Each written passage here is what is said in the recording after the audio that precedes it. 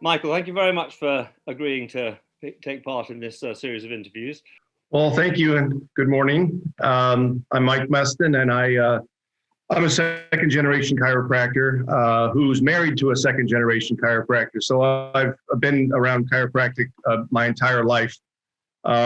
With that, I went to college originally as a science major. I had not decided to go into chiropractic when I was in undergraduate. But it did change my mind. And as I went to chiropractic college, I fell in love with radiology. So I did a diagnostic imaging residency at the Los Angeles College of Chiropractic at the time. And then I went to practice with my father.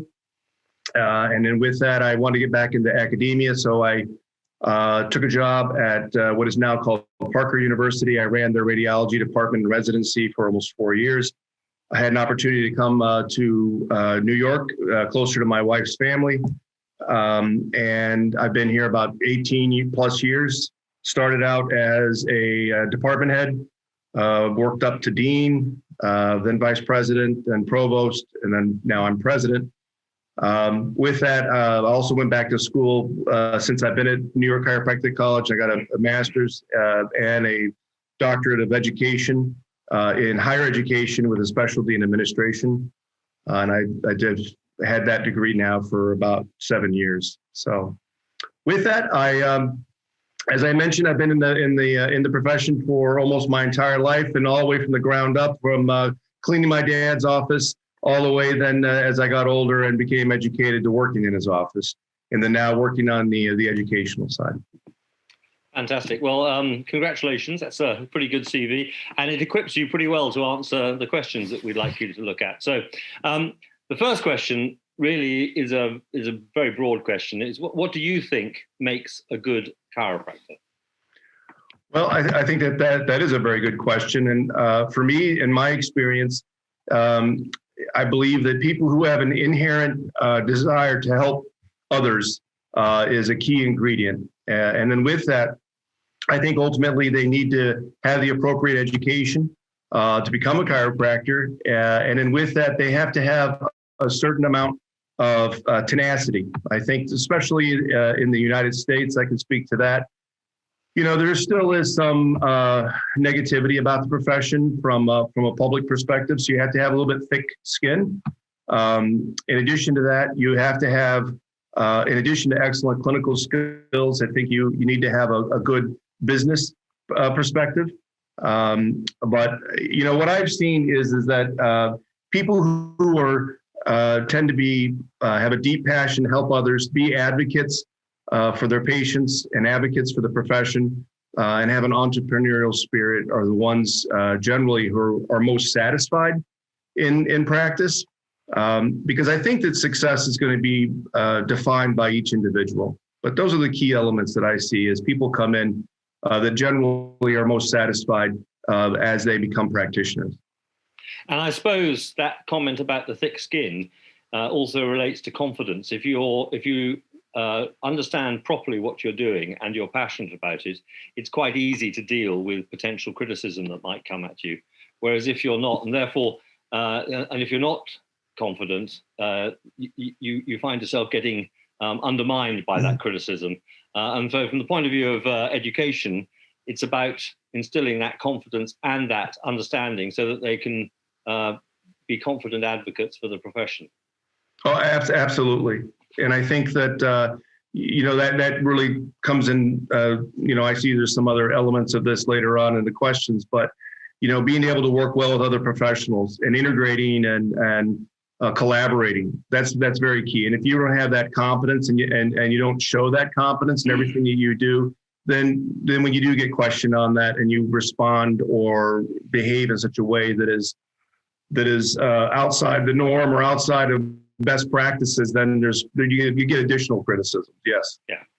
Well, going on to the next section of the interview, we look at what the future holds for chiropractic education. And as I've explained to you earlier, we in England or in Britain and in Europe generally, the public university sector is the area that we feel is probably the place we need to start working on building new courses. In America, you have a tradition for private and solely chiropractic colleges. I know that many of them have other programs tacked on, but they're chiropractic colleges. And you talked about the fact that maybe one state-funded one starting quite soon. What do you think the future holds? Do you think it's something which might happen in the States as well? Or do you think there won't be any more colleges in the States? Or, I mean, where do you think it's going to go, both in the USA and internationally? I agree with you. I think that the future of the educational component of chiropractic is going to find a home in state subsidized colleges and universities. I mean, we've already seen a trend here in the United States, and it's really starting to explode. It's really become, way back, if you look at the history of chiropractic in the United States, especially chiropractic education, there was an explosion of a bunch of mom and pa sort of chiropractic colleges and programs, and they eventually coalesced, all went out of business, merged, and then there was just a few 12, 14, 16 programs in the United States. And so with that consolidation, now we're starting to see just the opposite again.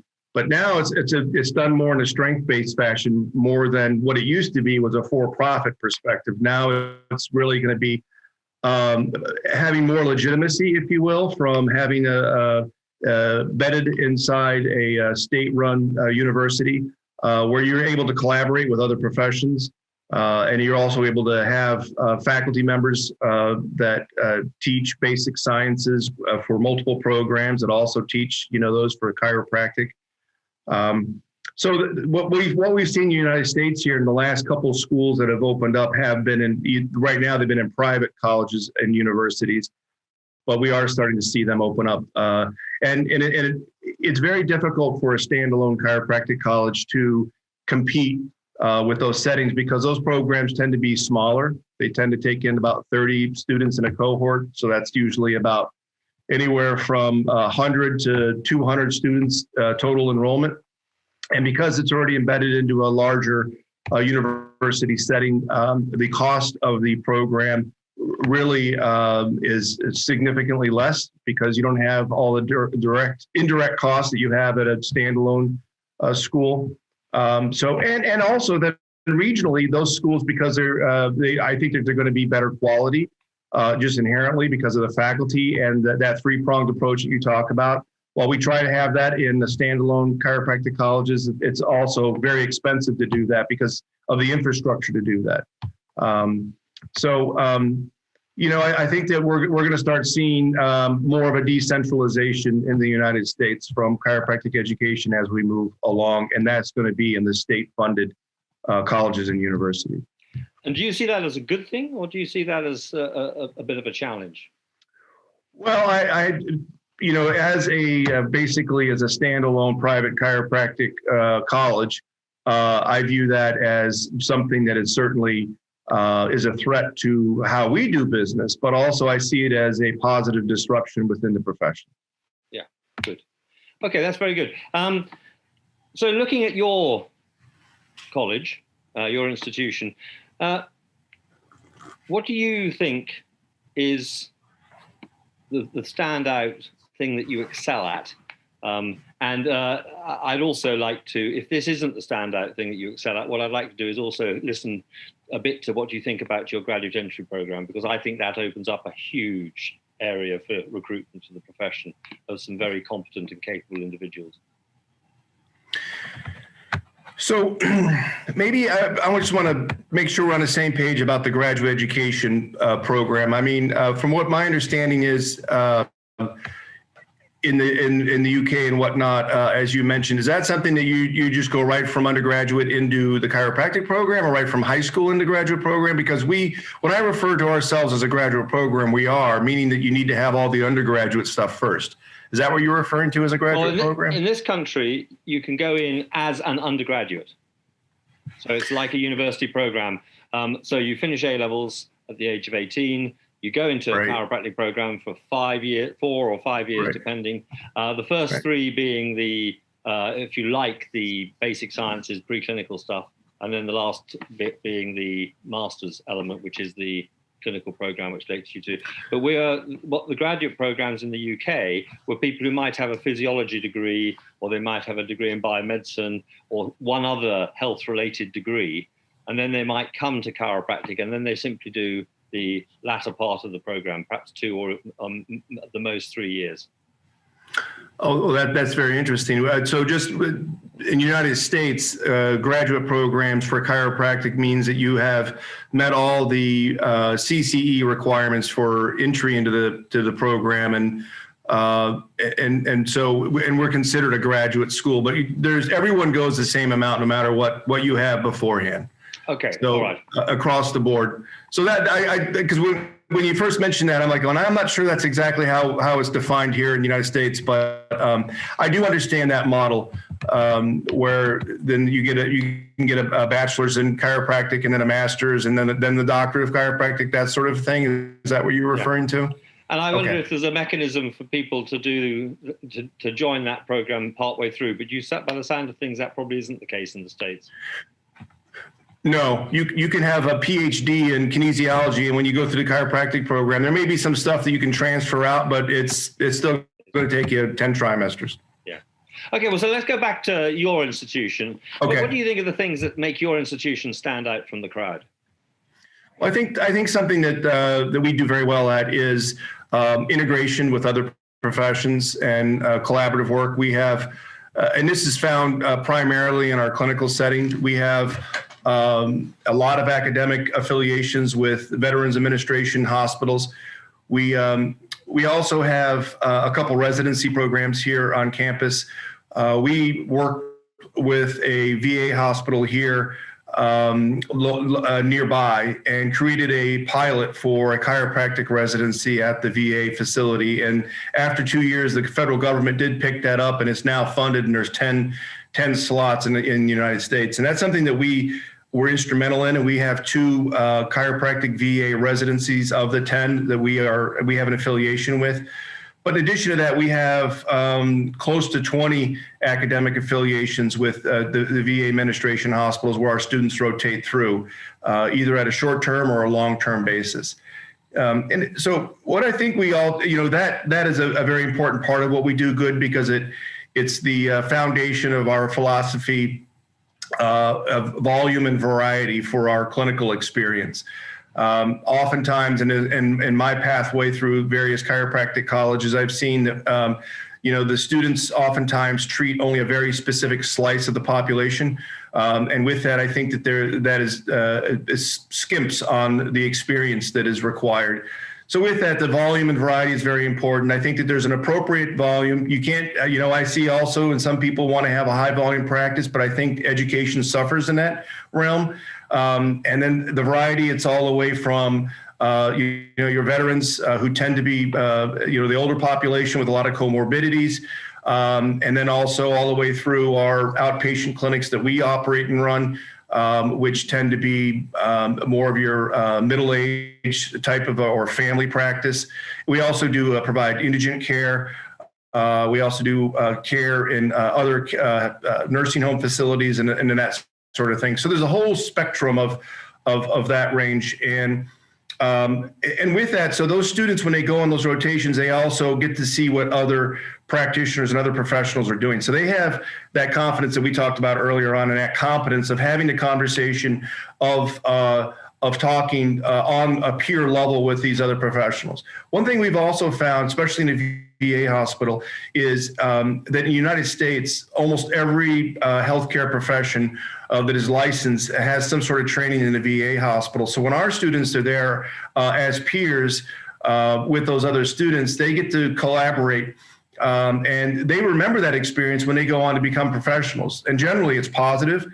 We also provide care in state-run university health centers for the students. So in the state of New York, we provide chiropractic care for the students at university at Stony Brook, also a couple other big universities downstate and also upstate here. So our students are providing care to these students. They're not even they're just undergraduate students and they're not going to be chiropractors, but they remember that exposure with that chiropractic student, and that generally also has a very positive thing in demonstrating the competency, if you will, of the chiropractic care as part of the spectrum of care that the students may receive. So, I also think that what we do very well here, we are on an excellence journey. We try to provide the very best, the academic aspects. Our philosophy here is, in chiropractic, that's a double-edged sword when you say philosophy, because apparently chiropractic profession seems to think that they have their own philosophy of something like chiropractic healing paradigms, which we basically here at the institution, our philosophy is patient-centered and evidence-based. And I think if you are being patient-centered, which I think we do very well in exposing our students to what that concept is, of being their advocate and an advocate for the profession in a most competent sort of way. And that's something that's threaded throughout the whole curriculum. Well, this evidence-based thing is very important as well. I think if we're going to have credibility with the other healthcare professions, we've got to evidence the fact that we know what we're doing with that sort of thing. So that again takes us back into that research area that we were talking a bit about. So when you're looking at new students coming into the profession, what do you think are the best recruiting tools? Obviously, if somebody's been treated by a chiropractor and think it's the best thing that's ever happened to them, that's a pretty good recruiting tool. But what are the other recruiting tools that you think are useful, both with regard to increasing the numbers of students, but also diversity? Because this profession is not necessarily that. Gender diversity is quite good in the chiropractic profession, but we are still predominantly a white middle-class profession, I think. That's a very good question, and I think to a certain context, it could go back to the first question you asked. What makes a good chiropractor? And if you use those as a metric, then you would obviously try to find out how you would be able to connect with those people that have those traits. But the thing that I get hung up on in the question is, what are the best tools for recruitment? Now, I've learned now as an administrator, many different things. So I think if you would have asked me several years ago, I would have given you a different answer. And it would have been more about, what their academic background was in kinesiology or whatever undergraduate studies they had that led them to chiropractic. But for recruiting, that's a whole other world into itself. And I've learned now, we've gone through some significant changes in our recruitment. And in particular, we've created a strategic enrollment management plan. And there is a lot of technological advances now that you use for recruitment. And it's not just for chiropractic, it's for basically anything. But, everything now is so software driven and whatnot. We use a CRM or a computer or customer relations management software system in which people are put into that system, and it tracks every type of communication that we've had with them.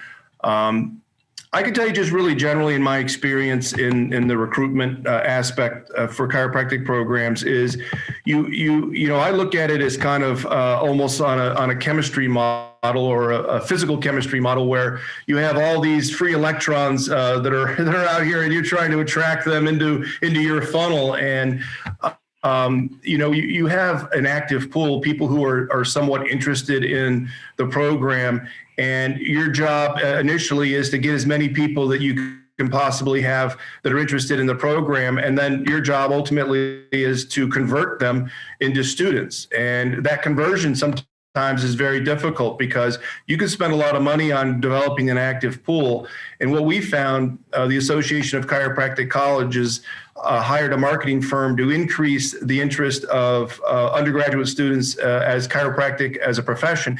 And we all saw that our active pool went up, but it didn't necessarily significantly change the conversion ratio of converting those people who were somewhat interested to actually students. So with that being said, I think that having a evidence-based recruitment plan or strategic enrollment management plan is essential. I also think that getting out and in the United States, having connections with health profession advisors, people who actually advise students about career options for them. I also think that having academic affiliations with other area schools is absolutely essential, because the other thing is that from a competitive basis, you could have colleges that are your competitors and they have affiliations with your area schools, and students in that going to that school may not even know of you, but they know of a school that's 1,000 miles away. So it really is important to have a plan. And I think that, once again, linking those types of people who have those traits that make a good chiropractor, you want to make sure that they know about you. It's really about, having that ability for them to know about you and a pathway in which they can go to school. Now, we have 3+1 agreements and a variety of other agreements. I don't know how that may work in England, but that's where the students can do 3 years of undergraduate, and then they leave 1 year early, and then they do the basic sciences at our school, and then that other school gives them a bachelor's degree because they use those credits towards their undergraduate degree. Now, they still do the 10 trimesters with us, but it's good for the undergraduate school because they have placements that the government requires them to track. In addition to that, it saves a student a year's worth of tuition at the other institution, and everyone wins with that sort of thing. So those sorts of agreements are really important, and I think that people nowadays are looking for those types of arrangements more and more. Well, that flexibility is very important, isn't it? So what if you compare it to other healthcare professions like medicine or physiotherapy or dentistry? The entry requirement for a chiropractic program, is it much the same, or is it? Because that's one of the things that's happened in medicine, is that the entry requirements in the UK has gone up and up and up and up. So you've got very bright students coming in that may not be necessarily the best clinicians. Obviously, you need bright people for the academic world, but just by increasing the bar that they have to jump over to get into the program doesn't necessarily make for the best cohort of students from all sorts of points of view. No, I agree with you. And also here in the United States, that has been a problem because of just what you said. I mean, these people could be super smart, but they have terrible bedside manner, so to speak, and a variety of other things. They're more of an academician than they are as a clinician. And this is not really as happened in chiropractic as much as in medicine, but because there is such a demand, because of the demand in some of these other professions, they build classes. And unfortunately in chiropractic, and this is a true statement, is, we fill classes. And so with that, in the United States right now, the accreditation does not have limitations on how many students each college is allowed to take. Whereas in medicine and PT and all those PAs, almost all the other healthcare professions, except for acupuncture maybe, they have accreditation limits on your enrollments. And so with that, there is a ceiling. So it creates a demand, and it's a healthy interplay. So with that, they have the opportunity to build classes. And with that, then they can make selections on gender, ethnic backgrounds, and all that to fulfill that cohort that would be balanced out. And that's something that we have been in chiropractic very unsuccessful in doing. So that actually is a very, very good lead into the next question, which is, where do you think the profession will be in 10 years' time, or 15 or 20? And if you had any opportunity to influence the direction of travel, what would your best advice be to us as a profession? Well, many of the elements that we have been discussing here in this conversation, I do believe that those are the foundation of the pathway for the next 10, 15 years. I do think that as the educational process matures, so that we are able to build classes and we are integrated into larger university systems. I think that tends to be a very positive thing. And really, at the end of the day, those things ultimately are going to be driving the quality of care. I mean, we have to think about what the end product is, and I think that and to me, the end product is chiropractic as a fully integrated health profession delivery item that's fully complementary and integrated with all the other professions. So I think that it's going to be, a residency may be a very important aspect of that, at least a year residency. I think that if we use podiatry as a model, that may be something. I think our students graduate now that are competent, but I think that it would be much better if there was a system in which there was a compulsory residency that was about a year long, and they would be paid for that. And there are some preliminary models that may suggest that could occur. Whether or not it's going to be embraced, I don't know. But I do think that from an educational perspective, the more orthodox the educational system is with other healthcare professions and the accreditation, I think that's going to be a key element in the next 10 to 15 years. As far as the profession, the integration is going to be a key element. So. Do you think the profession is ready for that? Do you think the profession will accept that? Do you think that your colleagues, certainly in the United States, are up for that, this integration, this collaboration? Well, I've been in the profession long enough now that I've become increasingly cynical. So with that, I've never really, I know that professions can be diverse, have a lot of diverse opinions and a variety of different things of that nature. But it always seems that at the end of the day, they come back together so that they're still somewhat united in their voice.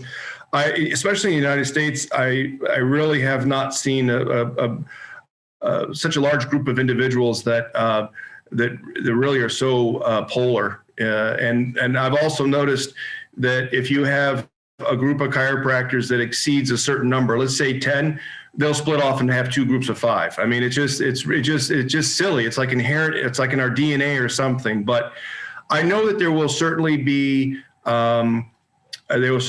opposition to that. And with it, what it's going to really come down to is the market forces and what the public and what the government entities identify with. That's going to be the largest player in that. And it may come to be that there's enough forces, opposing forces, that where it creates a schism in that. And then maybe there's another group of the profession that goes off and they want to be, wellness advocates or something. And the other group, they want to be actually, they want to have a seat at the table of delivering, healthcare. So I wonder if it's a little bit like the chiropractic profession is still an adolescent. And maybe as we grow up a little bit, we'll start to feel that we mature and see the benefit of having a single goal and identity. And maybe other professions have experienced the same sort of thing and then have grown through it. And so do you think we might grow through it? Or do you think this is, as you say, in our DNA that we'll constantly do this fracturing? I don't know.